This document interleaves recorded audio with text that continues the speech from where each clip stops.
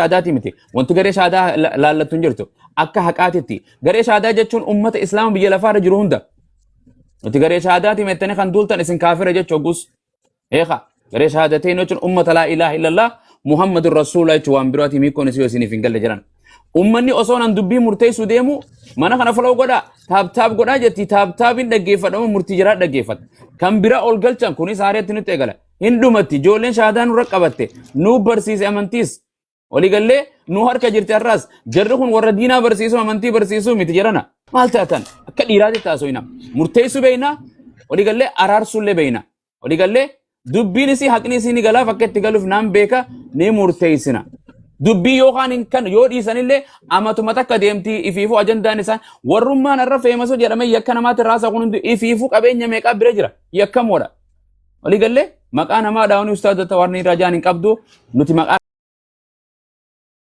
keenya eegganna diinaa keenya barbaarru in ajira illa alallah hin murteeffam jarri obboleeyyan kutatti gandatti warra oofu jira tun ambo tun arsi namni akkas jee takka hin jiru namni qubsuma lafa itti dhalate qaba fadhu oromooti ameerikatti haa dhalatu fadhu kiristaana osoo jidduu kiristaanaatiif islaamaa taate haqa deeggarra rabbii mu'mina lamaan jidduu dubbate wa in xaa'ifataani min almu'miniina iqtataluu fa aslihuu bayna akhawaykum jira tolchaa jira jidduu yoo gartee wal dhabbiin jiraatti haqni haqaafaa deebu isin ammoo warri fincilaa dubbii dhaggeeffatanii gamana deemtan wallahi khasaaraa ta'isan akhiraa hattuu namaan jecha ofii namaa arrabsaa atuu guyyaa qiyaamaa yakkamaadha mataan keetu hattuu jechuun akkuma faraanjii akkumaan dheengadda jee hattuu jechuun nama maallaqa osoo atin arginsi jalaa fuutee ragaa itti argatte takka ati irratti qabde hattuu jechuun nama na biran jiru birriin ittiin kennine jedhee kakatu ati ragaa itti qabdu takka ragaa ittiin qabne kanaan jetta malee kuni maalleeyliin irra jira nakkannite waan akkanaanti godhe amata lama teessee bultii jaalala gartee gaa'ila keessa hintee wanta taate jechuu jarri lachuu ragaa gamanaa fi gamana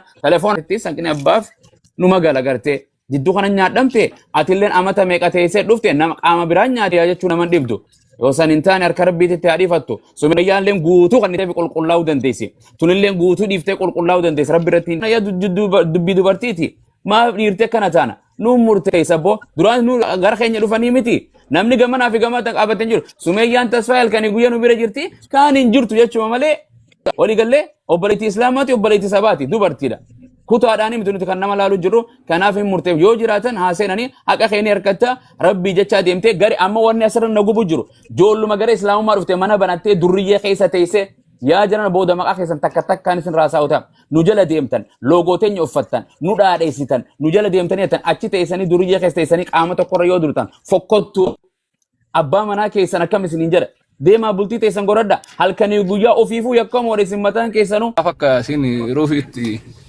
iddummaatti hin beeku laakiin an akka kiyyatti hanga kiyyatti dogongorri bakki irraa eegale namni wal dhabe silaahuu dhadhaa waliin dibudha kam walitti darbata sobas dhugaa fakkeessaa dhugaa soba fakkeessaa namni wal dhabe kun xabi'atti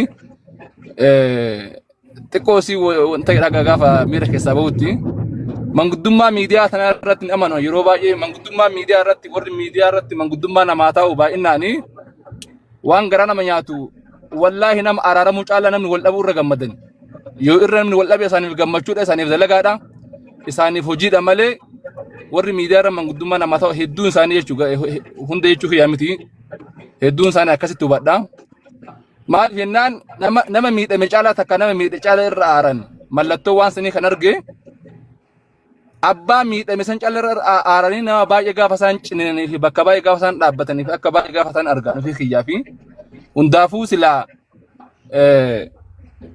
waa hundaafuu ustaadummaan kenna ustaadummaan isinummaan sila haala nu mijeessitanii nama wal dhabessu yookaan keessan rakkin adda addaa yoo hanqinni maallaqaatis wali qabiinsi maallaqaa deeggarsi adda addaa yoo jiraatis sila karuma kanaan gaariidha. An ammoo bakki irraa mormu tokkoffaa fi tokko bakka hin taane dhaqanii manguddummaa ta'uun xiqqoo si ni ulfaatee yaada. Waan achirraa fi ammoo inni lammaffaadha. Amma manguddummaan ustaaz Abu Muaz keessa filatamee ustaaz Awwal ustaaz Farhaan keessaa bahu kun illee naan ta'e naaf. Ana naaf hin taane maalii fi ijjannuun Abu Muazii fi ustaaz Awwalii fi ustaaz Farhaanii fi abbaa Caalii Khaalidii hunda hawaasa biratti tokko ana biratti illee tokko. Yoo murteessitanillee akka abbaatti akka ustaazaatti akka dura bu'aa hawaasa keenya gara miidiyaatiin jiruu fi warra da'waatitti waan murteessitan ofii keessanii arruma ammoo murteessa namni nama dura jiru yeroo tokko marii fi manguddummaa osoo hin taane murtii mataa isaa fudhata. Murtii sana ammoo fudhachuun dirqama keenya jechuudha. Dirqama nurra jiru.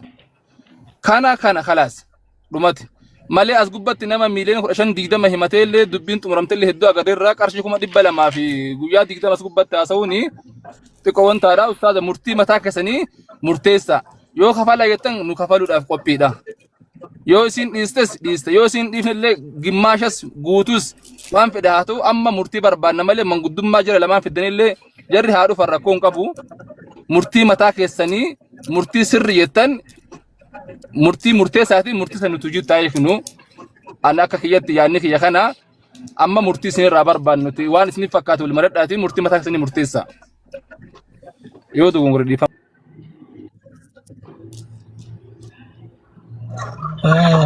أستاذ ولا كم قوتني ما جزاك الله خير هدر والفادو قالتومي إن شاء الله. Akkana fakkaatutti Ustaz Farhaan mucayyoon tun illee itti quufan qabdu natti fakkaata ta'ee mattulleeni duruma isin hin jedhe rakkoon bakkee jiru bakka sani mucayyoon illee itti quufan qabdu natti fakkaata gama keenya kanatti duruma illee rakkoon isa sani guddaan isin eegaltee haga danda'ame ani yaalaatiin laakiin itti mirbira azzala turte argaatiin ture. Dabalataan amma sammuu anu laalee yoo dhiiste sani rakkoon tokko hin jiru. Waan waa itti dhaquudhaaf dubbii achuma ga'uudhaaf wannan jechuu barbaade yoo danda'ame rabbi yoo laaffise mucayyoon tuun illeen amma taaziyaa dhaqee jira jettii karaarra jirti argeetiin jira.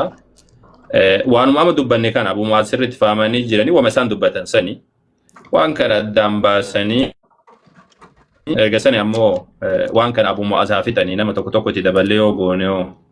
Ustaada, assalaamu alaikum. Waalaikum assalaam. Keessuma bitaniitiin gad baasan. Garuu sanduuqa jechuun networkiin naqa qabanse. Jira Ustaaz Abu Mu'aaz.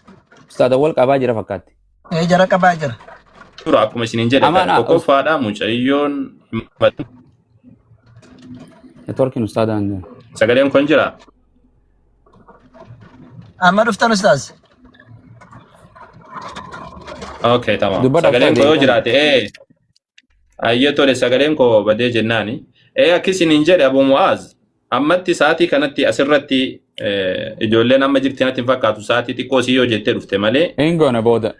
Rabbi isin haa fisu. Infidha ustaada.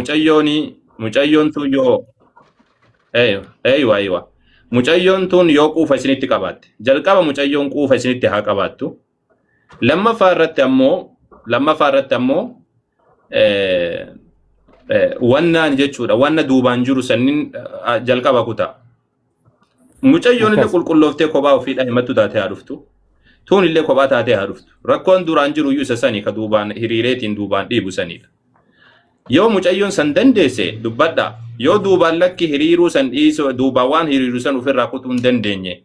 Tanallee waan duubaan jiru kutuu yoo hin dandeenye. Dubbii dhiifneetumaan yoo wal ajjeeftan akka kiyyatti yoo wal ajjeefte wamaa waan nu godhu qabdu nuti nuti amma lallabatti deebinaa waan takka nama iyya eebaluutu nageenyu nuti ati iyyitee baattee achi buustee as buustee nageenyu. Nuti lallaba keenyatti fufna yoo wal ajjeefte awwaalanna yoo jarri wal dhukkubsachiifte wal rukutte illee ni yaalanna. Wassalaamu alaikum. Laakiin san dura osoo achi hin ga'e namni giddiidhaan intala tanarraallee birrii fuudhu hin jiru. Namni tanallee giddiidhaan wanna godhu waan takka wanni gochuu danda'amu hin jiru. Laakiin haga danda'ameen isin yaala Abu Mu'aaz. Edan illee dabaladha Abu Yaasir dabaladha Saabitiin illee dabaladha namoota kanneen dabaladhaati. Nuti ammoo keessumaa hafutu gaari. Anilleen Ustaz Farhaan illeen keessaa hafumatu gaariidha. Isin dubbadhaati waan kana addaan baasa amansiisaati fixa. Baarakallahu fiikum. Ijoollee gara isaadhaan kaawwan dhiisa isinuu hin geessani isin hin geessani. Akkas namta qaama tokko barbaadu Abu Yaasiriin namoota biraadhaati dabaladhaati. Jara nama tokko godhanne ani qofaa kiyya kan fixu fi nama na beeka isaan sadeen qaama takka amri dhaggeeffadhee naan beeka isin biraa buuna naaf Ustaaz Awwal na biraallee buusanis buusaadhu wal galchaani waamaati rakkoon hin jirtu bilbilaati waan jala hin jiraanne jala teenya nuti dhaggeeffadhe barakallahu fiikum akkas godhaa takka ergadha namni bilbila ishii qabdan itti bilbilaa baarakallahu fiikum.